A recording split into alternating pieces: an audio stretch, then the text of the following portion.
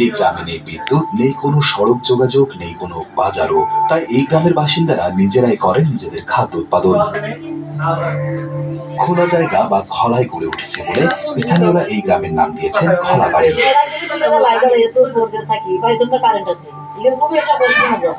খড় ও বাঁশ দিয়ে মাটির এই ঘরে ঠাঁই মিলেছে কয়েকটি পরিবারের।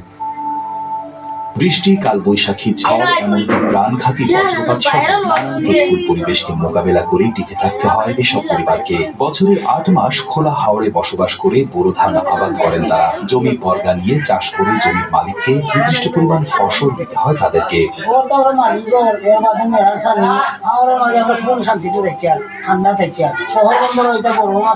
সুনামগঞ্জ সদর উপজেলার মোল্লাপাড়া ইউনিয়নের দেখার হাওরে এই খলা বাড়ির অবস্থান। প্রতি বছর জেলার বিভিন্ন উপজেলা থেকে হাওরের এই স্থানে বসতি স্থাপন করেন কয়েকটি পরিবার। বাড়ির পুরুষ সদস্যরা ৮ মাস বোরো ধান রোপণ, রক্ষণাবেক্ষণ, কর্তন ও শুকানোর কাজে যুক্ত থাকেন। অন্যদিকে পরিবারের নারী সদস্যরা বাড়ির আঙিনায় শাকসবজির আবাদ, গবাদি পশু পালন, রান্নাবান্নার কাজ এবং জ্বালানি সংগ্রহ করেন। বৈশাখে নতুন ধান তুলে বাড়ি ফেরেন তারা।